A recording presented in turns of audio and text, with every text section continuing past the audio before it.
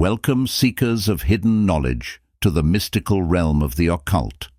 Delve into the secrets of the universe as we journey together into the enigmatic world of ancient wisdom. Brought to you by your guide through the shadows of enlightenment, Wisdom Rocker. Uncover the mysteries, unlock the power, and journey with us as we explore the hidden depths within the pages of forgotten scrolls and ancient texts. Prepare to embark on a journey beyond the ordinary, where wisdom transcends time and knowledge is your greatest ally. Welcome to Wisdom Rocker. Prepare to awaken your inner sage. In this video, we will be uncovering the wisdom within the chapters of The Theosophical Seal, a study for the student and the non-student, by Arthur M. Kuhn, with an introduction by James S. Perkins. This book is dedicated to all searchers for wisdom. 1958. Book 2. The Tao. Chapter 6. The Philosophic Cross. The Tao is the central figure of the Theosophical Seal and the heart of its message. In this symbol is contained the purpose of life and the assurance of the ultimate victory of life over death. Before entering upon this new study, however, we wish to bring into closer focus two aspects of the cross, which were touched upon but lightly in the preceding chapters, the Philosophic Cross and the Mystic Cross, to form a more adequate backdrop against which to view the message of the Tao. In dealing with these two subjects, it may seem difficult to separate in our minds those thoughts whose source is external to ourselves from those which have their origin within our own consciousness. Instead of talking about something outside of ourselves, we find that we are meditating upon certain concepts of reality, which seem fundamental to an understanding of our very existence. For who can know the mystery of being, much less tell it to another? Each must turn his gaze into the depths of his own being if he would find the truth of being which is universal. There is a remark in the preface to this book to the effect that no man can ever know ultimate truth, for the reason that ultimate truth, being infinite, can never be fully cognized by the finite mind. This thought may at first seem to be a contradiction of the Bible statement, "Ye shall know the truth, and yet a little thought will reveal that the truth which we can know must be relative, based upon human concepts and changing relationships." Ultimate truth must ever be outside of the realm of manifestation and compared to nothing outside of itself. Jesus said, "No man hath seen God at any time," John 1:18. He again said, "No man knoweth the Father," Matthew 11:27. It must be obvious that no one can really know the Absolute. Only the Absolute can truly know itself. And yet religion would be a barren futility if man had no hope of ever knowing God. But the God which he can know, even as the truth which he can know, is that part of deity which he can see through the lens of his own personality, to him no less real and true. We in the West, for instance, know God as Father, Son, and Holy Ghost, or to translate divine will, love, and creative intelligence, or creator, preserver, and destroyer, terms which the mind of man can comprehend. In like manner, the cross as a symbol is beyond the capacity of the finite mind to fully understand. We think of it as applying to a specific idea and so limit its interpretation. In previous chapters, we considered the cross as a symbol both of the material universe, its extension in time and space, and of man as a physical personality. Our present study will be that aspect of the cross which symbolizes the relationship of the external universe to the very source of its being. We ask ourselves the question, what is the source and reality behind the physical universe?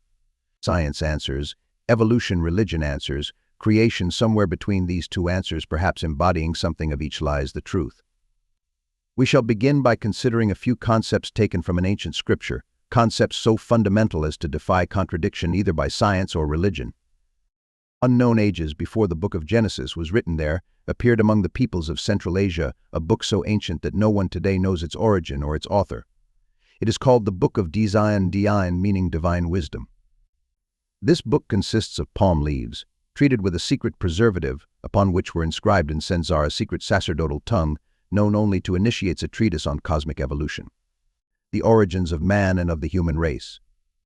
Tradition has it that this book is so ancient that the sacred books of all civilizations, Hindu, Egyptian, Hebrew, Chaldean, etc., were taken from it. As one reads, he is carried backwards, or inwards, in imagination until he seems to touch the consciousness of the Creator. He senses as in a dream universe is yet unborn, and seems to envision things to be before they are conceived in the womb of time. For time itself has not yet come into being. We read the eternal parent, wrapped in her ever-invisible robes, had slumbered once again for 7 eternities.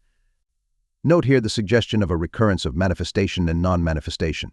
Note also that the parent is referred to as her. It is only as the absolute or pure being is expressed as a duality, father-mother can being become. Manifestation and therefore knowable. To continue time was not, for it lay asleep in the infinite bosom of duration. Darkness alone filled the boundless all. In our own scriptures we read, "And the earth universe was without form and void, and darkness night was upon the face of the deep." Genesis 1:2. We cannot help but note the points of similarity in these two ancient formulas of creation, one Hebraic, the other from the earliest Aryan peoples in Central Asia. The stanzas continue, "Naught was, alone the one form of existence stretched boundless, infinite, causeless, in dreamless sleep.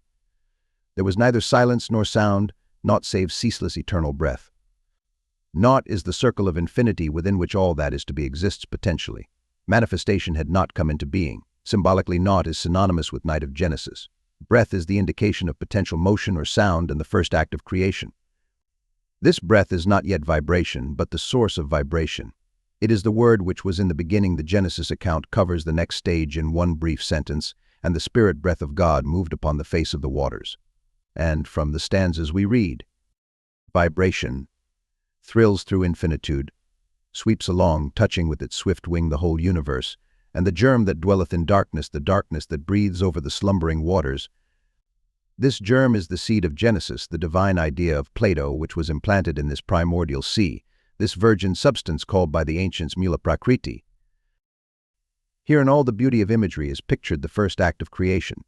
Could any statement of Jeans, Bergson, or Einstein so thrill the imagination or so accurately state the process of creative evolution in the coming to birth of a universe? What other words could so describe that state of primordial substance out of which all forms were to appear as the deep, the waters, the sea? This is truly the universal mother, the virgin matter, the eternal parent, symbolically expressed by the horizontal line of the cross. The time has come to awaken the slumbering virgin from her sleep. That which philosophers call energy or life principle, father or spirit, moves. Vibration thrills through infinitude. The spirit breath of God moved upon the face of the waters. Truly and reverently, we may think of this in a universal sense as the Immaculate Conception, and the phrase "born of the Virgin Mary," so dear to Christians everywhere, has cosmic as well as creedal significance. In a philosophical sense, thus we interpret Mary, Latin mare, meaning the sea, as the universal mother of all living forms, beautifully dramatized in many religions as the Virgin Mother. This movement or descent into matter has been referred to as the eternal sacrifice of God, whereby life and form come into being. God transcendent has become God immanent. Thus the vertical line cutting across the horizontal line forms the cross of sacrifice, whereby all things become truly sacred.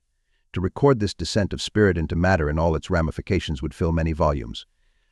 Here we cut swiftly across aeons of time. The universe had already gone through its periods of condensation and solidification, forming in the process 7 worlds or planes of nature consisting of denser and denser matter, down to the very lowest or densest. This is our physical universe. The process took unknown ages of time beyond the possibility of measure. We might think of spirit or life as becoming more and more clothed in the matter of the planes, until upon reaching the densest, the lowest physical, it lies buried or entombed in rock and crystal.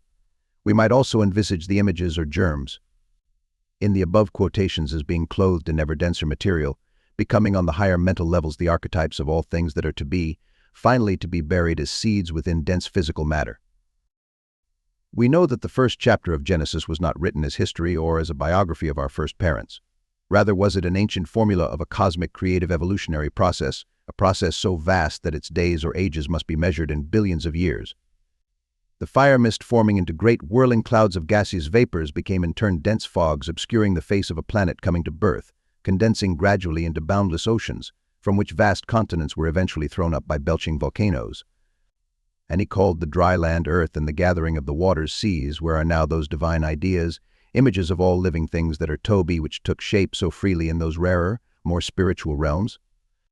Those living emanations of the creative mind now lie embedded in rock, earth, and water, to all appearances dead. Spirit truly has died, symbolically crucified upon the cross of matter. The foremost minds today accept as truth the idea that matter and energy have a common origin. They are the positive and negative poles of a single, though unknown, substance. They see a dual process taking place, energy or force solidifying and becoming matter, and matter in turn being converted into energy.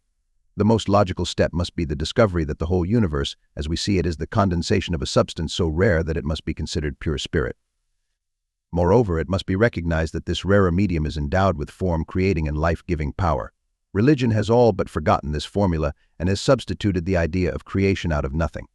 On the one hand, we have the Bible story of creation as interpreted by many exponents of religion to mean that all things came into being by divine fiat or word. On the other hand, we have the theory of evolution as the origin and source of all living forms from matter only. Between these two orthodoxies there is, or seems to be, an impassable chasm. When science discovers and religion remembers this involutionary process, there shall be built a bridge between religion and science, and creation and evolution shall be recognized as two phases of the one process.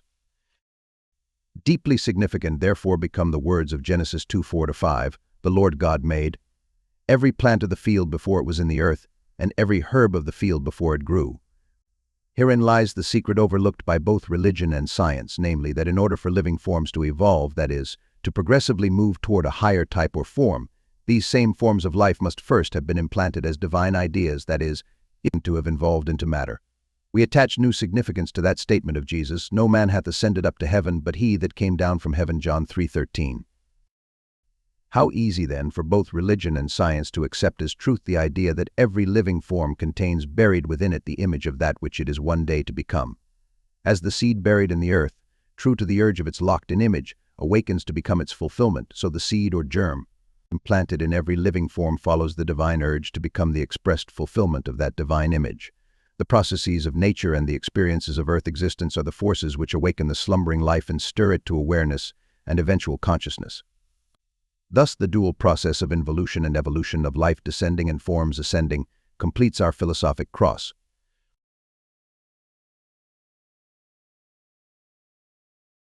Chapter 7. The Mystic Cross. Philosophy is concerned chiefly with speculations as to the origins of things, the nature of life, its purpose and goal. It is not so much interested in the individual life as life in the abstract. It talks of man in the sense of humanity, rather than in the sense of you and me. Yet each one of us is particularly interested in the question, what about me? Where do I fit into the scheme of things? When or where did I begin as a separated individual, and what is my own individual goal? Will this self which I know as I one day cease to exist and become merged in the universal, lost as an individual? As a drop is lost in the ocean? Does that point which is I eventually become absorbed in the circle of infinity? It will be our purpose in this study to probe into the origin, purpose, and end of life in its individual aspect rather than its universal. The answers to these questions would seem to bring us into the realm of religion. Our contemplation upon this matter will take the form symbolically of the mystic cross. Two events measure the span of every human life: birth and death. One is the door through which man enters this earth life, the other is the door through which he makes his exit. Everyone is familiar with those lines from Shakespeare's As You Like It. All the world's a stage, and all the men and women merely players. They have their exits and their entrances. At birth he enters upon this stage under the play name of John Smith. When the curtain falls, his part as John Smith ends. It is quite obvious to everyone that the actor existed under his own name before he became John Smith in the play, and that he will not cease to exist as an actor after the final curtain is fallen. It is also true that he has played many parts before, and that he will continue to play many other parts under as many different names in the future. Throughout these many parts he, the actor, exists as an individuality and lives a life of his own off the stage. When he assumes the role of a character in the play, his own true nature is for the time being set aside, and when the play is ended, the character ceases to be, and his own life as an actor continues. This is an excellent illustration of what happens in actual life. The I soul or ego is the actor, this earth life is the stage, the personality is the character in the play. When the I is born into this world as a personality, the I is, so far as the play is concerned, completely absorbed by the personality, and when the personality dies, the I continues off stage his own life. The vast majority of people are so engrossed in this play of life that the falling of the final curtain seems death. Their attitude toward the subject of life and death is inverted. The personality appears to be the self, and it seemingly is born and dies. If one might say that the self dies, it is when he assumes the mask of a personality and enters the stage door of this earth life. This all seems very simple and easy to understand so far as the personality is concerned. But what about the I, the true self or ego? How and when does he enter into the picture? And if he has a beginning, may he not therefore also one day cease to be? What is his purpose and goal?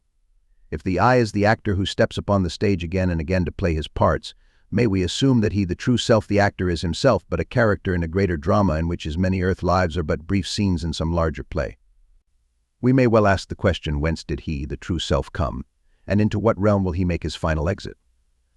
As there are two events which mark his beginning and ending as a personality in each earth life, so in a larger way may we envision two corresponding events of greater magnitude which mark his entrance and exit as a soul or ego in a drama in which the I as a divine actor plays his part.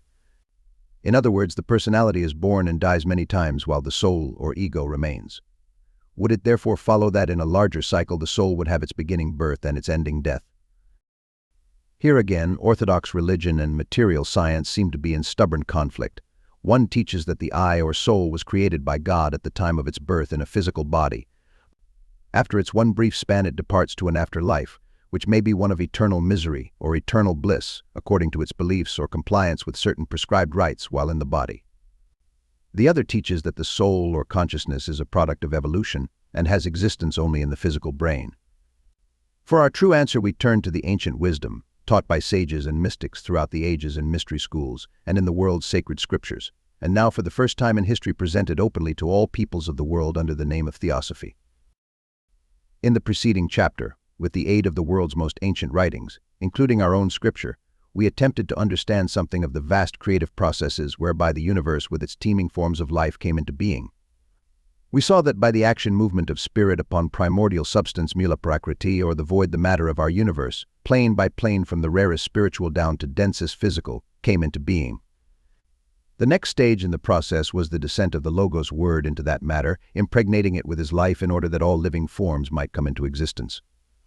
We saw too that by the power of this word ideas or seeds of all things to be were impressed upon the matter of the highest or divine realm. These seeds, descending into the lower worlds of consciousness, became the images or prototypes of all future forms of life. This creative process was called involution. Then slowly those life germs, slumbering in densest matter by the stimulus of outer forces, began to awaken and, in obedience to the urge from within, expressed themselves in ever-increasingly responsive forms. This is the process called evolution, whereby these living forms, following the pattern of the thought images, ascended through nature's many kingdoms, until finally, crowning her work of untold ages, anthropoidal man appeared. It was at this point that the first of the two events, mentioned a moment ago, took place. Up to now there had appeared no living creature about which it could be said that it was made in the image of God. When this wave of evolving life forms had reached a height beyond which it could not rise by its own power alone, an important event happened, the most important up to this time upon our planet. This event was the coming of what the ancient scriptures call the Shining Ones, the sons of God. These beings have been called by many names: sparks of the divine flame, fragments of God, emanations of Ein Sof, or monads. They have sometimes been referred to as the fallen angels. Some scholars of the ancient wisdom see in this event the real truth behind the legend of the fall of man. This is the true spirit of man, the divine ego or soul. This is the immortal self of whom the sages wrote, "Never the spirit was born. The spirit shall cease to be never. Birthless and deathless and changeless remaineth the spirit forever." This is the divine actor who steps upon the stage of life, his acts being countless incarnations. In this idea may be found another bridge upon which the material scientist and the orthodox religionist may meet. For on the one hand we have the evolution of forms whereby a suitable body is prepared, and on the other hand we have an immortal soul descended not from an ape but from God. The nature of the soul and the manner of its appearing will be discussed in Book 5 under the heading The Interlaced Triangles. The coming descent of these divine sons, and their sojourn in the lower regions, Hades of the Greeks, Amenti of the Egyptians, has been the subject of myth and legend of all peoples since the beginning of time. This is a theme which has been immortalized by sage and poet. We may see it in the Hebraic legend of the children of Israel wandering 40 years in the wilderness. It is quite obviously the meaning behind the parable of the prodigal son, who left his father's home and traveled into a far country. We recall the Egyptian myth of Osiris as having been slain and his body dismembered, and the pieces scattered over the land. These pieces or fragments of deity were the monads, spirits of men which later were to be gathered together, remembered through the efforts of his son Horus. Jesus' mission on earth was to gather up the fragments that nothing be lost. Something of this idea may be seen in the ritual of the Eucharist, wherein the host body of God is broken and a fragment dropped into the chalice, symbol of the soul of man. The cynic might be tempted to ask, what is the purpose of this pilgrimage? What is its destination? If the soul be divine, why not remain in that original state of bliss? Our answer must be found in nature. Take the seed. Unless the seed fall into the earth and be buried, it abideth alone, but if it die, it bringeth forth much fruit. John 12:24. The analogy, of course, is obvious. This earth life is the ground. Unless this divine seed, which is man's spirit, fall into the earth and be buried in a physical body, it abideth alone and remains forever unconscious of its own nature and purpose. But if it descends into this world where struggle and sorrow are intensified by the necessity and the will to overcome the obstacles and difficulties, it thereby develops its own inherent faculties, now latent and dormant, into active powers.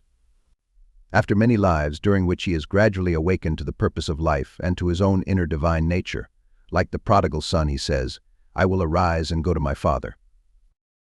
This recognition of his own true nature and of his purpose is the turning point in his journey. He learns for the first time that he is not only something more than this personality, but something infinitely more than a soul. He is a spark of the divine flame, a son of God, a saint. John said, Beloved, now are we the sons of God. He realizes that he has a great work to perform. He begins to see, indistinctly at first, a path lying before him. That work must be done upon himself, and the path upon which he must travel lies within himself. He cannot see the goal, but he knows that there is a goal, and from this moment forward he knows no other purpose than the attainment of that goal. He learns that he lives not for himself, but for all creatures, for the divine life which he discovers in himself dwells equally in every other. He accepts the command of the Master, Be ye therefore perfect, even as your Father which is in heaven is perfect. This is his challenge. He now takes his destiny into his own hands. He knows that this perfection is not attained by wishing, that the vision is not the goal. There must be many labors, many conflicts within himself, many failures. Yet he never loses sight of the direction of his path.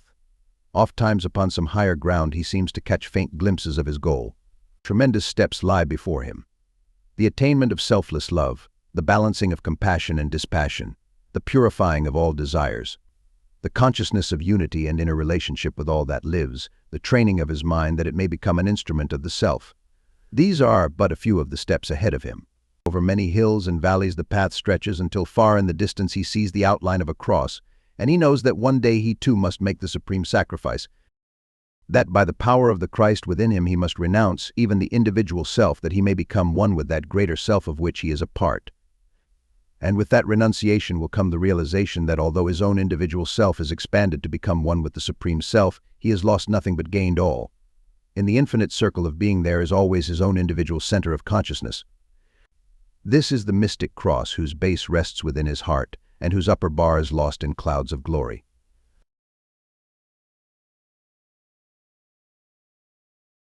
Chapter 8. Victory. Since the Tao is a variant of the cross, much that has been said about the one is therefore applicable to the other. And yet, in many ways, the Tao has a heritage uniquely its own. We think of the Tao as coming to us from ancient Egypt, but as we shall see, its origins were rather cosmopolitan, or should we say international. At the outset, however, we shall take a quick review of the individual letters that go to make up this symbol. First we take the point, sign of God as absolute potential being. The point expanded becomes the circle, sign of infinity and eternity. It is that which is all-inclusive and all-pervading spirit. The horizontal line is the point in motion forming the material aspect of being. The vertical line represents spirit or life as descending into manifestation. Briefly, the two lines crossing signify the manifested universe as distinct from pure spirit. Put these signs together in a certain order, and we have the most mystic of all symbols, the ancient and sacred Tao. Much may be learned about a figure or a symbol by studying its form and shape, its phonetic and articulate values as sound, as well as its ancestral and traditional usages. Strictly speaking, the Tao is a figure like our capital T or the Latin cross without the upper bar. Actually, the T with the circle above it was called in Egyptian the Ankh, or the crux ansata, that is, the cross with a handle. Webster's International Dictionary says of the Ankh that it is a Tao cross with a loop at the top, used as an attribute or sacred emblem symbolizing generation or enduring life. First, then, we will consider the Tao proper, or the T part of the symbol. The term Tao, as used in this chapter, will signify this capital T. Indeed, the word Tao is the Greek name for the letter T in the Hebrew. The T is written Tau. The Thou, significantly, is the 22nd letter of the Hebrew alphabet. This very fact throws a most interesting sidelight upon this letter. Philologists recognize the Hebraic as being one of the most cryptic of all languages. Every letter had an exact meaning, or more correctly, a group of related meanings, and words were built up of letters placed in such an order as to represent an entire phrase or a combination of ideas. The initial letter of the word gave its keynote and was therefore the most important. Each Hebrew letter also had a numerical value, that is, each letter not only represented an idea but was also associated with a number which represented its work or power. The Kabbalah cryptically calls these 22 letters the signature of God. When, therefore, the Tau was placed at the end, or as the 22nd letter of the Hebrew alphabet, it was done to embody a certain idea or truth. According to the science of numbers, recognized and taught by many of the mystery schools, 22 is the number of completion and perfection. It is the number of the master, even as 11 is the number of the disciple. Albert Pike, in his great work on Masonic symbolism, morals, and dogma, gives an interesting viewpoint. The letter T, he says, as the last letter of the sacred alphabet, represents the end and perfection of the great work.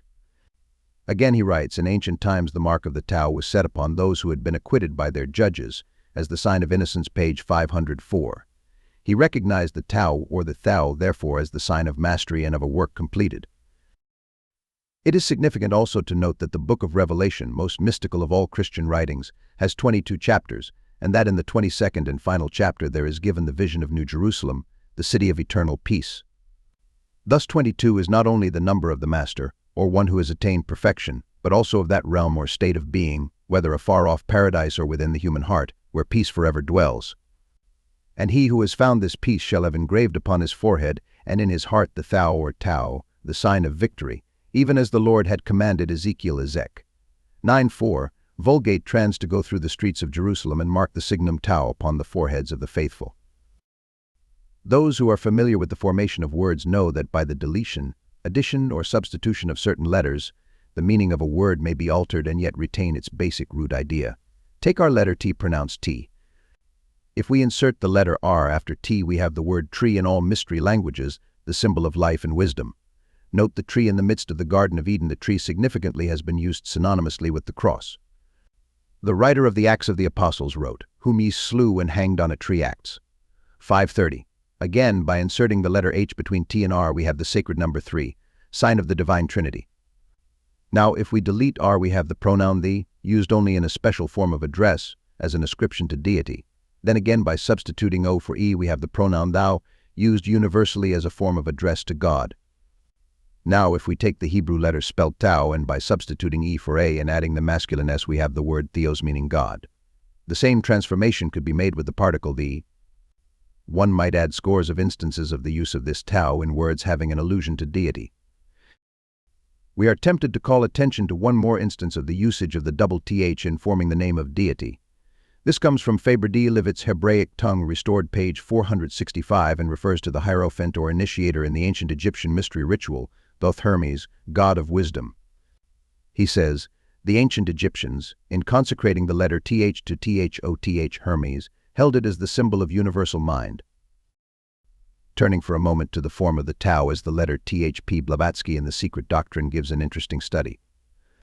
She says, the letter T is a double, formed of two figures. The one on the right side is the form of the Greek letter gamma R, meaning earth, life, Gaia, meaning earth. It is said that initiates into the Greek mysteries called the Tau, Genios, meaning son of Gaia. The figure on the left side forms the number 7, symbol of eternal or divine life. Thus we have in this double glyph T the union of these two ideas, the son of earth and divine life as sign of the perfected man in whom the higher and the lower aspects are in perfect balance. However, the most fascinating of all studies on the form of the Tau, that is, the Ankh, and the study which reveals its truest meaning, is to be found in the relative positions of the Tau T and the circle O. In the science of etymology, when two or more letters or root syllables are conjoined, we have a new word whose connotation is something more than a combination of their separate meanings. Similarly, when we place two or more numbers together, we produce something more than the value of the sum of the several digits. We have a new number whose value is determined by the position of the digits in relation to each other. For example, if we change the position of the digits 0.01 to 10, we have multiplied its original value by 1,000. The same reasoning holds true in combining two or more geometrical figures or symbols. Here we have a symbol composed of the letters T and O, or more correctly the Tau T and the circle O. Thinking back upon the individual meanings of these two signs, if we should place the cross above the circle, we have a sign, which would signify a state in which material considerations predominate over the spiritual. The circle upon the cross would be a crucifixion. The cross within the circle would suggest a state in which the material and the spiritual were in conflict, or at least in balance. In this connection, it is interesting to note that astronomically this is the symbol of our Earth, while the cross placed obliquely over the circle in the form of a spear is the sign of the war planet Mars. The sign for Venus, planet of love and beauty, is the circle above the cross, signifying a state in which spirit predominates over matter. Interpreting the essential meaning of the Tao with the circle O of infinity over the T of life and manifestation, we have the sign of the regeneration and purification of the personality, the victory of the spirit over the lower nature, and the attainment of masterhood or godliness. Albert Pike, in his book Morals and Dogma so frequently quoted, writes that as the symbol of the Tao T represents life, so when the circle O symbol of eternity is added, it represents eternal life. Page 505. Our case for the profundity and sanctity of the Tao symbol would be incomplete if we failed at this point to call in as witness the numerical values of 1-1 and the 0-0. We say that numerically their union as 10-10 is the divine number of perfection, signifying the completion of a cycle of manifestation.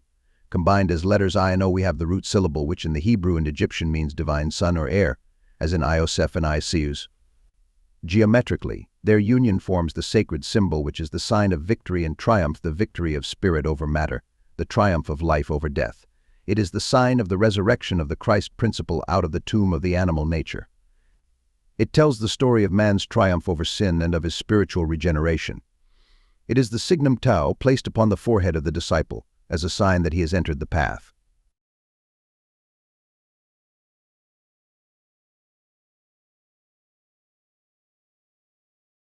Chapter 9. The Path.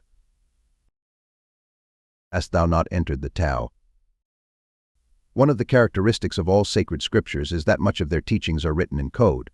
That is to say that the author, by the use of certain key words or phrases, often conceals a meaning not intended for the casual reader.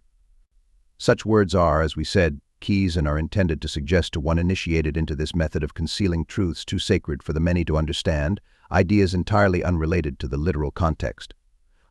The Bible, as everyone knows, contains much of allegory, poetry, parable, figure of speech, etc. Many of its stories, if taken as actual history or literal biography, become unintelligible and unnatural. These same stories, if read symbolically, contain metaphysical and occult teachings.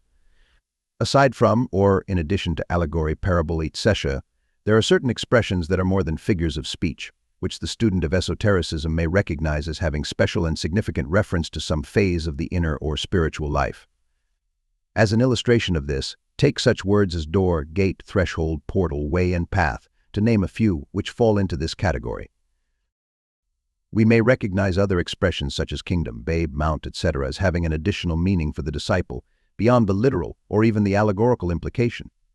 The phrases, path of holiness, path of holiness, path of perfection, path to God, way of the cross, so often heard, are common expressions, recognized by everyone as designating a certain way of life.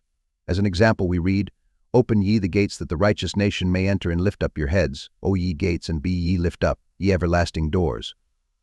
These are, of course, figurative expressions to suggest entrance into a kingdom or state of perfection. Jesus often referred to himself as the way. Once he said, "I am the door." Note another significant statement, "Enter ye in at the strait gate." Because strait is the gate and narrow is the way, which leadeth unto life, and few there be that find it. As figures of speech, such statements are unmatched for their beauty and clarity. Their symbolical or allegorical meanings are recognized by everyone.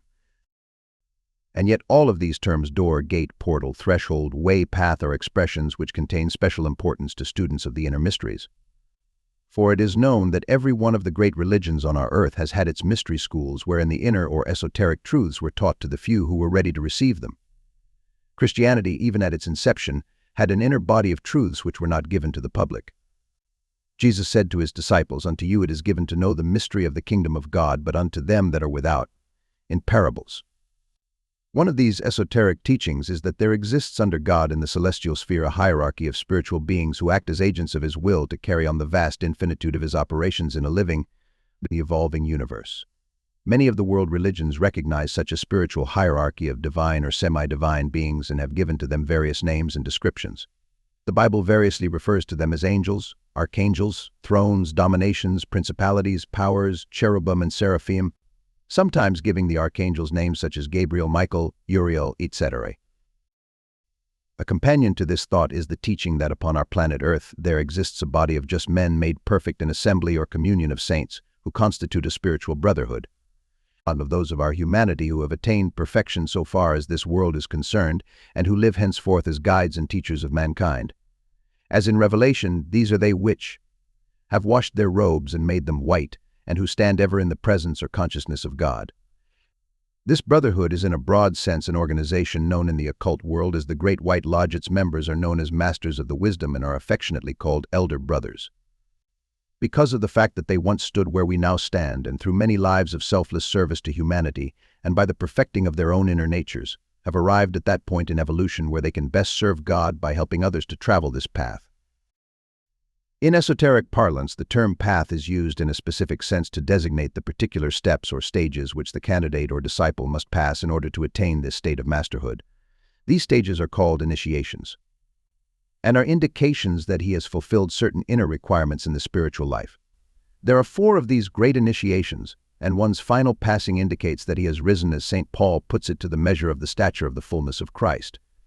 These 4 stages are variously caned doors or gates, and one approaching is said to be on the threshold or at the portal, and when he has been officially accepted, he is said to be on the path. There are, of course, many steps leading up to the first gate, as there are many steps between each of these stages. The Bible abounds in subtle references to this path, and the steps and stages which lead to this kingdom of heaven. Indeed, Jesus' whole life, from birth to ascension, became in a very real sense a mystery drama depicting this way of the cross. His birth in a manger depicts the first initiation, wherein the initiate is called a babe. This is sometimes referred to as the second birth and is said to be heralded by a star in the east. The passing of the second stage is dramatically represented in Jesus' life by the baptism and signifies the overcoming of all worldly temptations. The third stage in the drama is called the transfiguration, in which he becomes conscious that he is one with the Supreme, or as the Hindus call it, one with Brahman. The fourth stage is the great renunciation, wherein the little self is forever destroyed. It is the crucifixion of everything worldly. The disciple or candidate stands utterly alone. In that one terrible moment of darkness, not only the world but God himself seems to have deserted him. The temple veil is rent in twain. Nothing is now hidden from him. His consciousness takes in the world the universe. He knows the secrets of every man's heart, and he takes upon himself every man's burden. Finally he cries, "It is finished." He is taken down from the cross and buried. Then, after 3 days in the tomb, follows the resurrection. He is no longer bound by earthly fetters. He is master over life and death. He is now a master of the wisdom. Although he has passed from earth, he yet remains upon, or within it, as a helper and savior of men. Foregoing heaven, he has made the great renunciation. These stages are known in all religions under other names, and with a difference of emphasis, yet with enough similarity to lead one to believe that they follow a common pattern. About the year 600 BC in China, a man named Lao Tzu brought forth a philosophy which he called Tao Te Ching, which was the way of universal harmony, or the way of the good life. He who follows this Tao way would not only experience peace and happiness in this life, but reach a heaven of eternal bliss and harmony. Taoism became a powerful influence upon Chinese thought and character, an influence which has persisted through many changes of religious beliefs. In Hinduism, the oldest of Earth's great living religions, there are still being taught many systems of yoga, whereby the yogi or devotee may through meditation and contemplation attempt to attain liberation and union with Brahman. In the ancient book of Dzyan there appear a series of precepts to neophytes upon entering and following the path. These instructions were translated into English by H.P. Blavatsky in The Voice of the Silence. Fragment 1 ends as follows. Hast thou not entered Tao, the path that leads to knowledge? The fourth truth. These 4 truths have been adapted by Buddhism as the 4 modes of truth which lead to the path. They are listed as Truth number 1, Ku, assembling of misery, walking in darkness. Number 2, assembling of temptation, calling down past karma. Number 3, Mu, the destruction of temptation, wiping out karmic debts. Number 4, Tao, consciously entered upon the path. Behold, thou hast become the light, thou hast become the sound, thou art thy master and thy God. When we look to ancient Egypt, recognized by many to have been the home both of the mysteries and of symbolic ritualism, We find there that the Tao or the Ankh was definitely used in its secret ceremonials as a symbol of this path, and particularly associated with the fourth great initiation. That ancient and mysterious Book of the Dead, for many centuries thought to be a treatise on the afterlife, is now known to be an exposition of the life of the soul Ku in its journey through the underworld of Amenti, which is really this earth life. Moreover, modern students of Egyptology and of the Great Pyramid have furnished proof that the book is in fact a secret ritual or rubric of a mystery drama of initiation wherein, in an elaborate and secret ceremonial, the candidate passes through the several doors or portals which lead him eventually to the fourth and final stage, in which he is raised from the dead and passes into the realm of eternal light. Footnote: Dr. Alvin Boyd Kuhn, in his book The Lost Light, has made an exhaustive study of the Egyptian Book of the Dead, as well as of many parallel quotations from the Bible. As a result of these studies, he has confirmed the conclusion of other scholars that both the Book of the Dead and the Great Pyramid of Gizeh were associated with a sacred ritual of initiation, the purpose of which was to lead the candidate on a mystical journey through the darkness of earth to the light of eternal spirit. The following description of this initiation ceremony is based upon Manly P. Hall's Lost Keys of Masonry. Certain similarities between this ceremony and the life and crucifixion of Jesus cannot be overlooked, although antedating it by hundreds, perhaps thousands of years. Here the candidate is pictured as being crucified upon a cross, hands and feet tied to its bars, and the cross placed above an open tomb. Then later the candidate was buried and remained within the tomb for 3 days and 3 nights. Upon the morning of the 4th day, with the rising of the sun, he was figuratively raised from the dead. The Hierophant who raised him from the tomb held in his hand the symbol of the Tao, and wore upon his shoulders a lion's head. Other descriptions of this ceremony picture it as taking place in the king's chamber of the Great Pyramid of Gizeh, called the Temple of Light. Here the candidate's lifeless body lay sealed in the stone sarcophagus for 3 days and 3 nights. Before the hour of dawn of the 4th day, the still entranced body was carried to the entrance of the temple, where the rays of the rising sun shone upon his face. Upon either side of him stood 2 initiators, one assuming the role of the god Osiris, wearing as a mask the hawk's head, symbol of the sun, the other wearing the mask of the ibis-headed Thoth Hermes, god of wisdom. And upon the candidate's breast lay the sacred Tao. Here and there throughout the Bible we find hints too pointed as to leave any doubt as to their hidden allusion to this event of the mystic crucifixion. In the book of Joshua 8:29 there appears this cryptic statement, "The king of Ai he crucified upon a tree."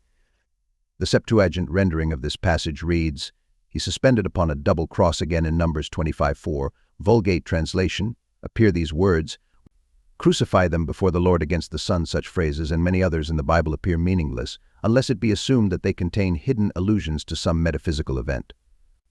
It will be remembered that the tree is quite universally the symbol of life and wisdom, and as such is synonymous with the cross or the Tao. We remember too the event in the wilderness when Moses raised the golden serpent upon the tree, or Tao, and that this symbol thereby became a healing power to the children of Israel who gazed upon it.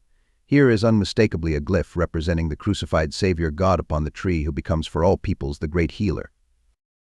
Knowing that Moses spent the early years of his life in the court of the Pharaoh of Egypt, it is natural to assume that he was familiar with the teachings of its sacred temples, and may even have been initiated into its mysteries. It would therefore follow that he would have brought much of these teachings with him and taught them to his people in the form of allegory and symbol. It should not be surprising, therefore, to find that the Hebrew mystery schools should follow the same fundamental pattern in their initiation ceremonials. It is extremely significant to students of the mysteries that Jesus should have fulfilled in his 3 years of public life, even in its historical details, this universal pattern of initiation established by the spiritual hierarchy of our planet. When the rulers of Israel asked Jesus for a sign of his masterhood, he said, "There shall no sign be given to it, but the sign of the prophet Jonas, for as Jonas was 3 days and 3 nights in the whale's belly, so shall the Son of Man be 3 days and 3 nights in the heart of the earth." Matt 12:39-40. No less than 21 times in the New Testament was it said of him, that it might be fulfilled which was spoken by the prophet. These statements are deeply significant as referring to the fulfillment and completion of a universal drama. Beside an ancient shore, a primitive stands with his back to the setting sun. He gazes intently at his own shadow upon the white sand before him. Presently he stoops and with his finger traces a figure in the sand. It is a figure like the T-cross with a circle above it. For a few moments he stands gazing at this figure which he has drawn, as though a revelation were about to burst upon his mind. Then, stretching out both arms, he observes his own shadow in the form of a cross extending along the shore, and to his amazement he sees that the figure which he has traced with his finger in the sand is the symbol of his own shadow. Within the seclusion of a shaded grove, a mystic sits in silent meditation. He contemplates the way of the cross in union with God. He envisions the path stretching on before him, its steps and stages leading upward to disappear in mists of infinity. Somewhere beyond lies the goal. As he meditates, there comes the realization that this path is really within his own consciousness. Its steps and stages are the trials and victories over his own lower nature. This drama of initiation is enacted within his own heart. He and the path are one.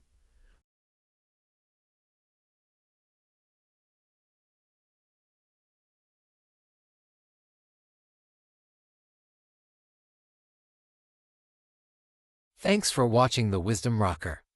Don't forget to like, comment, and share.